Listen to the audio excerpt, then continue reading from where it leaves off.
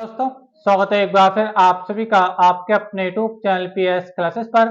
तो दोस्तों, आज के इस वीडियो लेक्चर में हम पढ़ेंगे आयतन यानी वॉल्यूम के बारे में। दोस्तों, जैसा कि हम लोग गणित के अंदर पढ़ते हैं, हम लोगों को पूछा जाता है कि बेलन का आयतन निकालिए, शंकु का आयतन ज्ञात कीजिए, घन का आयतन ज्ञात कीजिए या घनाभ का आयतन ज्ञात कीजिए। तो आपके बच्चों माइंड में एक सवाल ये आता होगा कि जब हम किसी वस्तु का आयतन निकालते हैं तो हम उस वस्तु का क्या चीज निकाल, यानी उस वस्तु की हम क्या चीज निकाल रहे होते हैं। सही में आप लोगों को मेरी बात ठीक है? तो आज के इस वीडियो लेक्चर में बच्चों में बताऊंगा आप लोगों को, जब हम किसी भी वस्तु का, चाहे वो बेलन के टाइप की हो, शंकु के टाइप की हो, घन के, घनाभ के, किसी भी टाइप की हो, जब बच्चों हम उसका आयतन निकाल रहे होते हैं तो हम उसके लिए क्या चीज निकाल रहे होते हैं बच्चों, यही आज की वीडियो लेक्चर में आपको मैं बताने वाला हूँ। तो बच्चों, वीडियो में दी गई जानकारी अगर आपको अच्छा लगे तो वीडियो को लाइक और अपने दोस्तों में शेयर जरूर करना। तो हमारे चैनल पर अगर पहली बार आए तो चैनल को सब्सक्राइब जरूर करना। तो चलिए स्टार्ट करते हैं। तो देखिए बच्चों, पहले मैं आप लोगों को आयतन की परिभाषा आपको क्लियर करता हूं, ठीक है? फिर आपको दो चार एग्जांपल के माध्यम से स्क्रीन पर आपको बताऊंगा, ठीक है? परिभाषा ध्यान से सुनिए बच्चों। परिभाषा ये है, किसी भी वस्तु द्वारा घेरा गया स्थान। अब देखिए, वस्तु बच्चों आपका बेलन के टाइप की हो सकती है, घन के टाइप की हो सकती है, घनाभ के टाइप की हो सकती है, ठीक है? तो किसी भी वस्तु द्वारा घेरा गया स्थान उस वस्तु का आयतन कहलाता है। यानी बच्चों, आयतन जो होता है ना, ये एक स्थान यानी एक जगह होती है, और ये वो जगह होती है जो वस्तु उसको जितनी को घेर रही होती है। समझ में आप लोगों को मेरी बात? तो चलिए पहले इसकी मैं डेफिनेशन, जो परिभाषा बच्चों, इसको पहले स्क्रीन पर लिख देता हूँ, फिर इसके एग्जाम्पल से और अच्छे से क्लियर करता हूँ आप लोगों को। तो परिभाषा बच्चों मैंने आपको क्या बताया, देखिए परिभाषा में बच्चों आपको लिखना होता है, किसी भी वस्तु द्वारा, किसी भी वस्तु, अब देखिए वस्तु बच्चों आपका बेलन के टाइप की हो सकती है, चलिए मैं लिख देता हूं, बेलन है या फिर शंकु है या फिर आपका घन है, घनाभ है, मैं चलो आदि कर देता हूं यहां पे, ठीक है? तो किसी भी वस्तु द्वारा घेरा गया स्थान, घेरा गया स्थान उस वस्तु का, उस वस्तु का आयतन कहलाता है,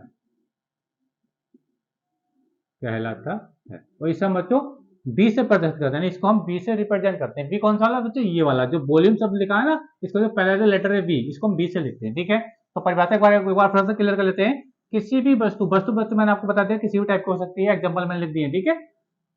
वस्तु द्वारा घेरा गया स्थान, ठीक है, उस वस्तु का आयतन कहलाता है, ठीक है? अब देखिए, जैसे कि आप लोगों को पूछा था कि बेलन का आयतन ज्ञात कीजिए। बेलन का आयतन का ज्ञात करने का मतलब क्या होता है? देखिए, एक में ठोस बेलन का एग्जाम्पल है। मान लीजिए हमारे पास एक ठोस बेलन है, मान लीजिए ये हमारे पास जो क्या है, ये ठोस बेलन है। सर माना ये क्या है बच्चों, ये हमारे पास एक ठोस बेलन है, ठीक है? अब बच्चों देखिए, बेलन के लिए बात ध्यान से समझे। देखिए, जब बच्चों ये बेलन जमीन पर रखा है, ठीक है, समझ आप लोग में यार, तो ये यहाँ पर तो ये अर्थ के कॉन्टैक्ट में होगा, पृथ्वी के कॉन्टैक्ट में होगा। समझ मारी आप लोग को मेरी बात, ठीक है? और आप देखिए, ये एयर यानी हवा में भी कोई ना कोई जगह जरूर घेर रहा होगा, यानी इसकी कोई ना कोई हाइट है जो हवा में होती है, ठीक है? ये इसकी क्या होती है बच्चों? हाइट होती है। और ये क्या होती है बच्चों? इसकी रेडियस होती है, त्रिज्या होती है। समझ में आप लोगों में? तो बेलन का जो आयतन होता है, बेलन का जो आयतन होता है बच्चों, क्या होता है? पाई आर स्क्वायर एच होता है, पाई आर स्क्वायर एच होता है। समझ में आप लोग में? जहां एच क्या होती है बच्चों? इसकी हाइट होती है, आर इसकी बच्चों रेडियस होती है, और ये पाई जो बच्चों एक कांस्टेंट वैल्यू होती है, यानी एक अपरिमेय संख्या होती है, जिसका मान 22/7 होता है मेंसुरेशन के अंदर, ठीक है? समझ में आप लोग को मेरी बात? तो आपको क्लियर। अब ये जो बेलन है, जब इसको जमीन पर रखा तो कुछ जगह नीचे भी घेर रहा है और कुछ ये बच्चों ये एयर में भी जगह घेर रहा है, ठीक है? तो ये पूरा जितनी भी जगह है, ठीक है, क्योंकि बच्चों जो बेलन होता है ना, ये 3D स्ट्रक्चर होता है, इसके अंदर लंबाई, चौड़ाई, ऊंचाई तीनों चीजें होती है, ठीक है? तो बच्चों ये जितनी जगह ये घेर रहा है बेलन, ठीक है, इसी जगह को बच्चों क्या बोलते हैं? इसी जगह को बच्चों हम आयतन कहते हैं। आई होप मेरी बात अच्छे से क्लियर हुई होगी। तो मैंने वही परिभाषा आपको बताई थी, किसी भी वस्तु द्वारा घेरा गया स्थान उस वस्तु का आयतन कहलाता है, ठीक है? अब देखिए, वस्तु की जब बच्चों बात करते हैं तो वस्तु को समझने के लिए बच्चों पदार्थ की थोड़ा बात कर लेते हैं। बच्चों, पदार्थ 3 प्रकार के होते हैं। पदार्थ 3 प्रकार के होते हैं, ठोस, द्रव और गैस, ठीक है? चलिए देखो और अच्छे से क्लियर करते हैं बच्चों। पदार्थ 3 प्रकार के होते हैं। पहला बच्चों देखिए, जो पदार्थ होते हैं बच्चों, पदार्थ के प्रकार कौन कौन से होते हैं बच्चों? पहला नंबर होता है बच्चों आपका ठोस। क्या होता है बच्चों? ठोस, ठीक है? दूसरा होता है बच्चों द्रव, और तीसरा होता है बच्चों आपका गैस। ठीक है। अच्छा, अब देखिए आपसे कहा जाता है, आपने पढ़ा भी होगा ठोस के बारे में, ठोस का जो आयतन होता है, ठोस का आयतन जो होता है निश्चित होता है। ठोस का आयतन बच्चों क्या होता है, निश्चित होता है। अब देखिए एग्जांपल समझिए, एग्जांपल के तौर पे एक ईंट को ले लीजिए, ईंट आपने देखी होगी ईंट, ठीक है। अब ईंट को देखो कहीं भी रख लो बच्चों, कहीं भी रखो इस ईंट को, उसको जितना जगह घेर रही है वो उतना जगह घेरेगी। ऐसा नहीं है कि अगर उसको फर्श पर रखोगे तो वो ज्यादा जगह घेर रही है, अगर आप मिट्टी में कहीं जाकर रखोगे तो कम जगह घेर, ऐसा कभी नहीं होता है। ईंट को बच्चों कहीं भी रखो, ठीक है, वो सब जगह बराबर ही स्थान गिरेगी। इसलिए कहा जाता है बच्चों जो ठोस वस्तु होती है ना उनका आयतन फिक्स होता है। ठीक है, जैसे मेरे हाथ में ये मार्कर है, ठीक है, अब ये ठोस वस्तु है, ठीक है। अभी देखिए मेरे हाथ पर रखा है तो जितनी जगह गिरा, अगर इसी मार्कर को बच्चों में जमीन पर रख दूंगा तो ये उतनी ही जगह गिरेगा, ये कम बढ़ती जगह नहीं गिरेगा। समझ में आप लोग को मेरी बात। तो ठोसों का जो आयतन होता है बच्चों वो निश्चित होता है, यानी इनको कहीं भी रखो ये बराबर ही जगह गिरते हैं। समझ में आप लोग को मेरी बात। तो ठोस का जो आयतन होता है ना बच्चों क्या होता है, ये ठोस का जो आयतन होता है बच्चों, आयतन, ठीक है, क्या होता है, निश्चित होता है बच्चों, क्या होता है, निश्चित होता है। ठीक है। अच्छा बच्चों हम बात करेंगे अब द्रव की। द्रव के लिए जैसे जल है आपका, पेट्रोल है, या फिर आपका डीजल वगैरह है। तो बच्चों ये जो द्रव होते हैं ना, इनका आयतन तो निश्चित होता है पर इनका आकार निश्चित नहीं होता है। आकार की फिलहाल हमें इस टॉपिक पर बात नहीं करनी है। तो ठोसों में जो होता है बच्चों, ठोसों का आयतन तो निश्चित होता है, ठोस का बच्चों आयतन, ठोस का आयतन तो निश्चित होता है, ठीक है, और आकार भी निश्चित होता है। लेकिन बच्चों हम द्रव की बात करते हैं तो आयतन इसका भी निश्चित होगा, लेकिन द्रव का आयतन, द्रव का जो आकार है वो निश्चित नहीं होता है। द्रव को जैसे बर्तन में रखोगे वैसे ही उसका शेप बनेगा। एग्जाम्पल आपको समझा रहा हूं, ठीक है। देखिए एग्जाम्पल ध्यान सुने। मान लीजिए बच्चों ये एक गिलास है, ठीक है, समझ में आप लोग मेरी बात। अब इसके अंदर पानी भरोगे बच्चों इसके अंदर, ठीक है, तो वो इस टाइप में भरा जाएगा क्योंकि ये गिलास है, तो इस टाइप में भरा जाएगा पानी इसके अंदर, ठीक है।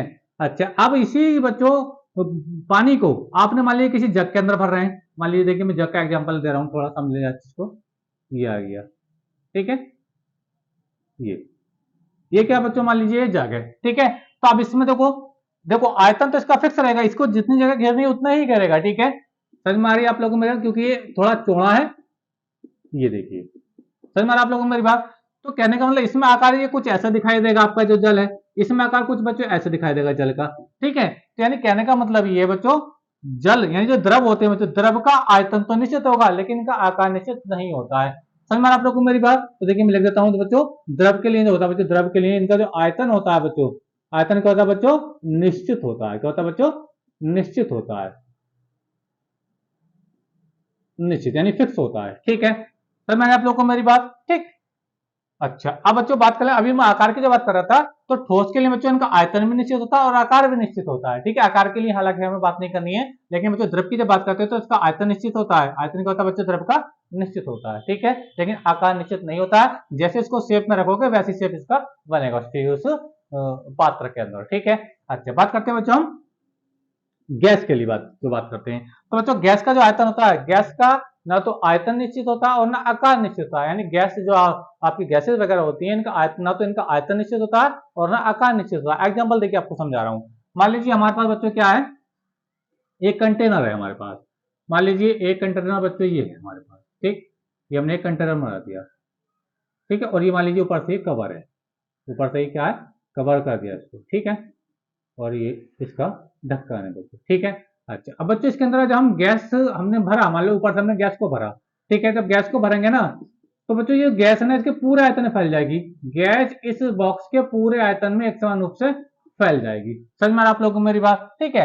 अच्छा इसी गैस को बच्चों हम किसी छोटे बॉक्स में भरें, किसी छोटे बॉक्स में भर रहे हैं, समझिए, ये देखिए बच्चों, ये देखिए, ये हमने छोटे बॉक्स के अंदर भर दिया, ठीक है। तो अब देखो यहाँ पे हमने गैस, तो यहाँ पे क्या होगा बच्चों, इकाई आयतन में गैस के अणुओं की जो संख्या हो जाएगी वो ज्यादा हो जाएगी क्योंकि ये छोटी चीजें भरी गई है।